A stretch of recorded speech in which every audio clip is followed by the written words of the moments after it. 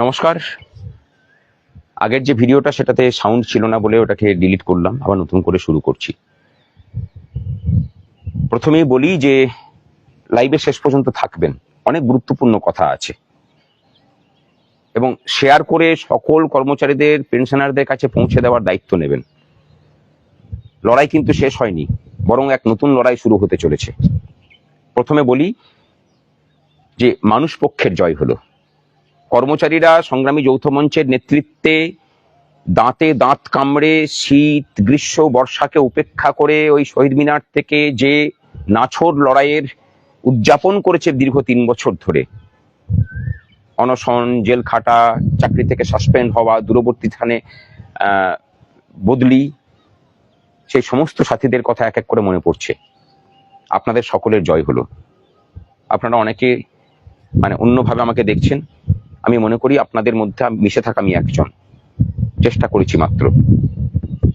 এখানে যেটা প্রমাণ হচ্ছে যে আন্দোলন যদি সঠিক পথে পরিচালিত হয়, যারা বলতেন যে আন্দোলনের অরাজনৈতিক বলে কিছু হয় না, আন্দোলনের অরাজনৈতিকতাও যে একটা রাজনৈতিক সিস্টেমকে ভেঙে চুরে দুমড়ে মুচড়ে মাথা নত করাতে পারে, আজকের এই ভোট ঘোষণার 1 ঘন্টা আগে তড়িঘড়ি এই সিদ্ধান্তের ঘোষণা সেই কথাই কি প্রকাশ করে। আমরা যদি ঐক্যবদ্ধ থাকি, আমাদের লড়াই যদি সঠিক পথে পরিচালিত হয়, আমাদের লড়াইয়ের ইন্টেনসিটি যদি সব জায়গাতে সঠিকভাবে প্রয়োগ করা যায় এবং লক্ষ্যতে যদি স্থির থাকি আমরা, আমাদের প্রতিপক্ষের নাম প্রবল প্রতাপান্বিত স্বৈরাচারিণী মমতা ব্যানার্জি হলেও তাকেও মাথা নত করতে হয়, অরাজনৈতিক সিস্টেমের কাছেই মাথা নত করতে হয়। আমরা কুলগোত্রহীন, আমাদের শতাব্দী প্রাচীনতার ঐতিহ্য নেই, কিন্তু আমাদের যেটা আছে যৌবনের তারুণ্য এবং প্রবল তেজ, সেই তেজের কাছেই আজকে এই পশ্চিমবঙ্গ সরকার একটা কাটমানি সিন্ডিকেটের যে জাল বিস্তার করে রেখেছিল তাকে মাথা নত করতে হলো। কিন্তু এই আনন্দের মুহূর্তে আমরা যেন ভেসে না যাই, তার ষড়যন্ত্রটাকে বুঝুন। তিনি যদি সদিচ্ছায় সমস্তটা মেনে নিতেন তাহলে আর মডিফিকেশন অ্যাপ্লিকেশন করতে যেতেন না। তিনি বলেছিলেন যে এটা সাবজুডিস ম্যাটার, আজকে দেখুন চাপ পড়েছে বলে সাবজুডিস উঠে গেছে। তিনি কি বলেছিলেন? তিনি বলেছিলেন সুপ্রিম কোর্টে এমএ দায় ফাইল করে যে শুধুমাত্র সরকারি কর্মচারীরা পাবেন, আজকে কি বলছেন সবাই পাবেন। সুপ্রিম কোর্ট কি বলেছিল? Employees of the state of West Bengal, তারা সবাই ডিএ পাবেন। উনি কি বলেছিলেন? Employees of the government of West Bengal. তাকে খারিজ করতে হলো, নিজে যে থুতু ফেলেছিলেন সেই থুতুকে চাটতে হলো তাকে। অন্তত হয়েছে, আমি পরে তার ষড়যন্ত্রের কথাতে আসছি। সুতরাং তিনি খুব সহজ মনে কিন্তু এই সিদ্ধান্ত করেননি। আমরা প্রতিপক্ষে কি করেছি? 5 তারিখে রেজাল্ট বেরিয়েছে, আমরা 8 তারিখে আন্দোলনে নেমেছি। 26 তারিখে বৃহত্তর কর্মচারী ঐক্য তৈরি করে আন্দোলনে নেমেছি। 4 ঘন্টা কলকাতা অবরুদ্ধ হয়েছিল। গত পরশুদিন 13 তারিখে আমরা সর্বাত্মক ধর্মঘট করেছি। কিন্তু এর মাঝখানেও আর একটা কালো দিক আছে। কি কালো দিক? কর্মচারীদের একটা অংশ আন্দোলনের বিরোধিতা করেছেন, দীর্ঘ 3 বছর ধরে আমাদেরকে চোর ডাকাত সাজিয়েছেন, যৌক্তিকতা নিয়ে প্রশ্ন তুলেছেন, যখন যে আন্দোলন করেছি তারই বিরোধিতা করেছেন। কিছু কর্মচারী নেতৃত্ব গত পরশুদিনও ফেসবুকে দেখতে পাবেন কৃতিত্ব নিতে বলেছেন যে ধর্মঘটের তারা নাকি বিরোধী। সেই সব মানুষদেরকে বলবো যে দয়া করে আপনার মুখ্যমন্ত্রীকে একটু দয়া করুন, আপনাদের ডিএর টাকাটাকে বলুন যে আমরা নেব না। মুখ্যমন্ত্রীকে বলুন ভোটের সময়ে আরো কিছু ভাতাশ্রী প্রকল্প চালু করতে ওই টাকা দিয়ে। তার উল্টো দিকে দাঁড়িয়ে আমরা কিন্তু নিজেদের প্রতি বিশ্বাস হারাইনি, লড়াইটাকে চালিয়ে গেছি। আমাদের পাশাপাশি দেখেছি যে একের পর এক গণ আন্দোলন মুখ থুবড়ে পড়ছে, সেই আন্দোলনগুলো বিক্রি হয়ে যাচ্ছে। অভয়ার আন্দোলনের মতো অত প্রবল একটা আন্দোলন একটা বিশেষ রাজনৈতিক মতাদর্শের কাছে বিকিয়ে গিয়ে সরকারের কাছে বিক্রি হয়েছে। আমাদেরকে প্রতি মুহূর্তে বিভিন্ন কর্মচারী, শিক্ষক নেতৃত্ব লিখেছেন, পোস্ট করেছেন, শিখিয়েছেন আন্দোলন শিখতে হবে ওদের কাছে। আজকে সেই সব মানুষদের কথা মনে পড়ছে। হ্যাঁ, আমরা শিখেছি আর আমরা শিখিয়েওছি। আমরা বলেছিলাম যে মুখ্যমন্ত্রীকে আমরা আন্দোলন শেখাবো। আজকে দাঁড়িয়ে কিন্তু সেই মুখ্যমন্ত্রীকে আন্দোলন শেখানো শুধু নয়, আন্দোলনের কাছে কিভাবে মাথা নত করতে হয় সেটাও শেখালাম।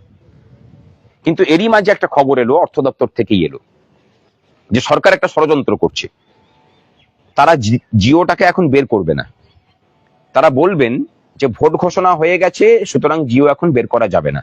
এবং কর্মচারীদের একটা বড় অংশের এই ধারণাটা বদ্ধমূল হয়ে আছে যে ভোট ঘোষণা হয়ে গেলে বোধহয় ঘোষণা করা যায় না। তাদেরকে বলছি, মিথ্যা তথ্য এবং ভুল তথ্য পরিবেশন করবেন না দয়া করে।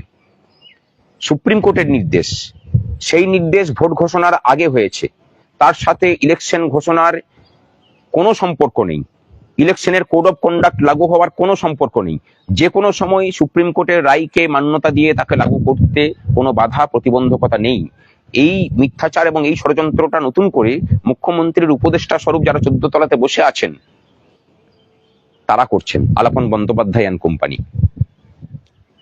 তাদের উদ্দেশ্যে একটা কথা বলি, ডিএ চোর, নবান্ন চোর, এই দাবিতেই দরকার হলে আগামী দিন আন্দোলন হবে। এবং মুখ্যমন্ত্রীকে সরাসরি এখান থেকে হুঁশিয়ারি দিচ্ছি, আপনি সাবধান হয়ে যান। এখনো যদি ছলচাতুরি করতে যান, রাজ্যটাতে আগুন জ্বালাবো আমরা। এটাকে যদি বাড়াবাড়তি মনে করেন, বিগত দিনে যে যে কথা বলে এসেছি সেই কথা অক্ষরে অক্ষরে পালন করে দেখিয়েছি আপনার মুখের সামনে, আগামী দিনেও দেখতে পাবেন। আপনি শুধরে যান, না হলে আপনাকে এমন শিক্ষা দেবো যে আপনাকে সারা জীবন আফসোস করতে হবে যে হ্যাঁ, সেদিন যদি এই সিদ্ধান্তটা না নিয়ে যদি অন্য সিদ্ধান্ত নিতে পারতাম, তাহলে বোধহয় গদিটা থাকলেও থাকতে পারতো। আমরা জানি যে ওই গদিটার প্রতি মোহ এবং মায়া আপনার সব থেকে বেশি। আপনি তৈরি থাকুন, তৈরি আমরাও আছি। ষড়যন্ত্রের জাল ছেড়ে বেরিয়ে আসুন, মানুষের লড়াইকে, মানুষের মর্যাদাকে সম্মান দিতে শিখুন, আপনিও সম্মান পাবেন। আর কর্মচারীদের বলবো, আনন্দ করুন, কিন্তু মাথাকে ঠান্ডা রেখে, ভেসে যাবেন না। লড়াই এখনো বাকি আছে। লড়াই বাকি আছে বর্তমান রূপা নিয়ে, তার 40% মহার্ঘ ভাতা বাকি। লড়াই বাকি আছে 6 লক্ষ শূন্য পদে আমাদের ছেলে মেয়েদের জন্য চাকরির দরজা খোলার, সে লড়াই বাকি। লড়াই বাকি আছে আপনার পাশাপাশি চেয়ারে বসে থাকা সেসব অস্থায়ী কর্মচারীদের, তাদের দুঃখ দুর্দশা দূর করার দায়িত্ব আমাদেরকে কাঁধে তুলে নিতে হবে। আর সংগ্রামী সাথীদের বলি, আপনারা সকলেই রক্তের স্বাদ পেয়েছেন। বাঘ যখন রক্তের স্বাদ পায় তখন তার আচরণ কেমন হয় নিশ্চয়ই জানেন। আপনাদের আচরণটাও ভবিষ্যতে সেই রকম হোক। জয় কর্মচারী ঐক্যের জয়, জয় মানুষ পক্ষের জয়। আর পরিশেষে বলি, আমরা কৃতজ্ঞতা জানাচ্ছি বিরোধী দলনেতা মাননীয় শুভেন্দু অধিকারী, তার নিঃস্বার্থ আমাদের পাশে দাঁড়ানো নিয়ে। আমরা কৃতজ্ঞতা জ্ঞাপন করছি বামফ্রন্টের নেতৃত্ব, আইএসএফ এর নেতৃত্ব, কংগ্রেসের নেতৃত্বদেরকে, বিভিন্ন সময়ে যারা আনকন্ডিশনাল আমাদের পাশে থেকেছেন। আমরা কৃতজ্ঞতা জ্ঞাপন করছি এই রাজ্যবাসীর কাছে, যাদেরকে এতদিন থেকে বুঝিয়ে রাখা হয়েছিল যে ডিএটা শুধুমাত্র কর্মচারীদের অধিকার, তার সাথে আপনাদের কোনো যোগ নেই। আপনারা যোগটা বুঝেছেন, শ্রমের ন্যায্য মজুরিটা বুঝেছেন, আপনারা এই আন্দোলনের পাশে থেকেছেন। আপনাদের সকলকে প্রণাম। এবং বিকাশ বাবুকে কোনো ধন্যবাদ ওনার জন্য যথেষ্ট নয়, যদিও ডিএ মামলাতে আমাদের উনি উকিল ছিলেন না, কিন্তু বারবার করে বলছি আমরা ওনাকে পয়সা তুলে দিয়েছি। উনি যাদের উকিল ছিলেন, যারা ওনার নাম করে পয়সা তুলেছিলেন, তারা ওনাকে পয়সা দেননি। আমরা ওনাকে ফি স্বরূপ, সাম্মানিক স্বরূপ 5.5 লাখ টাকা দিয়েছি। আমরা কৃতজ্ঞতা জানাচ্ছি গোপাল সুব্রমণিয়াম স্যারকে। উনি না থাকলে এই মামলা সুপ্রিম কোর্টে আমরা জিতি না। আমাদের কৃতজ্ঞতা দিল্লি স্থিত আমাদের যারা আইনজীবী ছিলেন এবং কলকাতা স্থিত আইনজীবী মাননীয় সিদ্ধার্থ ব্যানার্জি, আমাদের প্রাণের প্রিয় বিক্রম এবং সুদীপ্ত। এই দুটো মানুষ যদি সংগ্রামী যৌথ মঞ্চের মাথার উপরে না থাকতো, সংগ্রামী যৌথ মঞ্চের অস্তিত্ব থাকতো না। যে ষড়যন্ত্রের জাল সরকার বিভিন্ন সময়ে বুনেছে, শুধু এই দুটো মানুষের জন্য আমরা সেগুলোকে ছিঁড়ে বেরিয়ে এসে এখনো পর্যন্ত মাথা উঁচু করে দাঁড়িয়ে আছি। আপনাদের সকলের কাছে সমস্ত কর্মচারীদের পক্ষ থেকে আমি প্রণাম নিবেদন করলাম। সকলে ঐক্যবদ্ধ থাকুন, ভালো থাকুন। আর পরিশেষে সেই সব কর্মচারী সাথীদের জন্য যারা গত পরশুদিনও ধর্মঘটের বিরোধিতা করে দপ্তরে দপ্তরে গিয়ে সই করেছেন, ছাত্র দরদ দেখিয়েছেন, এমনি সরকারি অফিসে গিয়ে মোবাইল ঘাটেন, মানুষ দাঁড়িয়ে থাকে, কিন্তু সেই দিনে নাকি আপনাদের কর্মের তেজ বেড়ে গেছিল, তাদেরকে বলবো আরেকটু প্রেম দেখান মাননীয় মুখ্যমন্ত্রীর প্রতি।